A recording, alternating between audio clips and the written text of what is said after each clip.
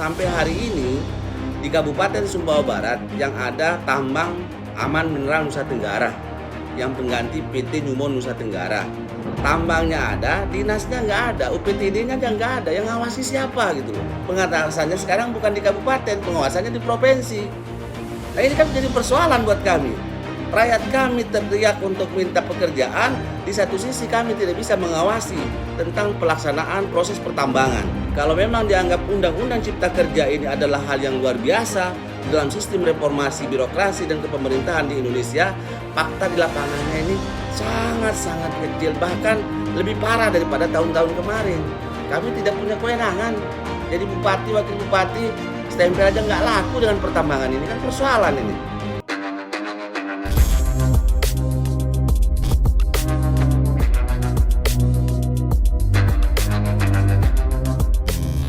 Bismillahirrahmanirrahim. Assalamualaikum warahmatullahi wabarakatuh. Waalaikumsalam. Selamat pagi, selamat siang juga, terutama kepada Ibu Staf Ahli Menko Equin, Ibu Indah Lestari, Pak Moderator, seluruh kepala daerah, Pak Bupati, Wakil Bupati seluruh Indonesia. Terima kasih sekali Pak Moderator yang telah memberikan kesempatan kami yang kedua ini. Tadi Pak Bupati, sekarang giliran saya. Memang ini sangat menarik, Ibu Indah. Tadi Ibu Indah sudah menjelaskan kepada kita semuanya bahwa sistem OSS ini menjadi sebuah persoalan besar. Nah, mudah-mudahan ini menjadi titik temu yang harus segera kita ambil sikap oleh pemerintah pusat sendiri, karena kita sudah tahu akar persoalannya. Sementara kan orang investasi dan usaha ini kan tidak boleh terhenti. Kalau tidak boleh terhenti, seharusnya pemerintah pusat harus segera mengambil kebijakan khusus. Apakah untuk sementara ada surat yang diberikan kepada pemerintah daerah, baik itu provinsi maupun kabupaten secara cepat, sehingga tidak terbengkalai investasi ini, apalagi di tengah wabah COVID-19. Ada orang yang datang investasi itu kita sangat syukur, terlalu berani mereka untuk melakukan investasi. Tetapi kalau kita tidak memberikan kesempatan, terus adanya terjadi kendala, ini akan memberikan ketidakpercayaan terutama kami yang ada di daerah. Itu yang pertama.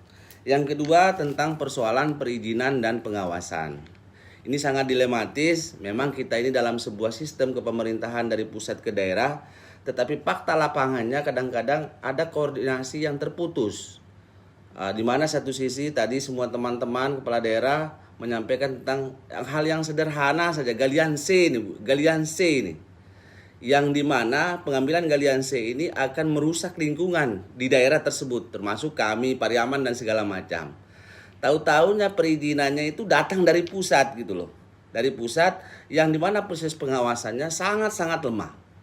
Karena tidak menutup kemungkinan tentang adanya pertambangan itu. Pertama, dinas pertambangannya sudah diambil alih, sudah diserahkan ke provinsi.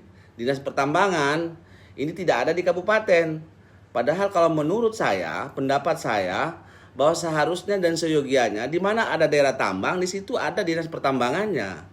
Anehnya di Indonesia ini kita kayak Jakarta kan tidak ada pertambangannya, tetapi ada Kementerian Pertambangannya. Sementara kita yang ada hasil tambangnya, dinas pertambangannya aja nggak ada, ditarik, kan aneh nih Bu.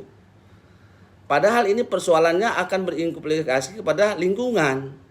Bukan berbicara tentang keruk mengeruk saja, tetapi ada kekayaan alam yang dikeruk di daerah tersebut yang merusak lingkungan kami. Nah ini juga harus menjadi ada solusinya. Sampai hari ini di Kabupaten Sumbawa Barat yang ada tambang Aman Mineral Nusa Tenggara yang pengganti PT Nyumo Nusa Tenggara, nomor 2 setelah Freeport. Tambangnya ada, dinasnya nggak ada, UPTD-nya nggak ada, yang ngawasi siapa gitu loh. Sementara kita ini kerjasama dengan orang luar, yang dimana sistem perizinan, sistem pengawasan tentang perekrutan tenaga kerja menjadi sebuah komplikatif persoalan yang sangat besar. Tetapi kami mau mengadu kemana? Pengawasan kami aja ditarik. Pengawasannya sekarang bukan di kabupaten, pengawasannya di provinsi. Nah ini kan menjadi persoalan buat kami. Rakyat kami teriak untuk minta pekerjaan, di satu sisi kami tidak bisa mengawasi tentang pelaksanaan proses pertambangan dan perekrut tenaga kerja. Nah ini harus menjadi catatan perhatian khusus Kalau memang dianggap Undang-Undang Cipta Kerja ini adalah hal yang luar biasa di dalam sistem reformasi birokrasi dan kepemerintahan di Indonesia, fakta di lapangannya ini sangat-sangat kecil, bahkan lebih parah daripada tahun-tahun kemarin. Kami tidak punya kewenangan. Jadi bupati, wakil bupati, stempel aja nggak laku dengan pertambangan ini, kan persoalan ini. Apalagi kita mau berbicara CSR dan segala macamnya, karena kewenangan ini semuanya sudah ditarik. Hal yang kecil, Bu, galian sih, apalagi kita berbicara emas dan tembaga. IUP aja nggak bisa kita keluarkan perizinan, kadang-kadang kita nggak dilibatkan, hanya sebatas rekomendasi, tahu-tahunya ada orang datang survei, ada orang nambang. Yuk kami ini jadi pemerintah ini sebagai wakil pemerintah pusat ini mau jadi apa di sini? Kadang-kadang ada juga investasi pengusaha yang karena dekat dengan penguasa semaunya sendiri.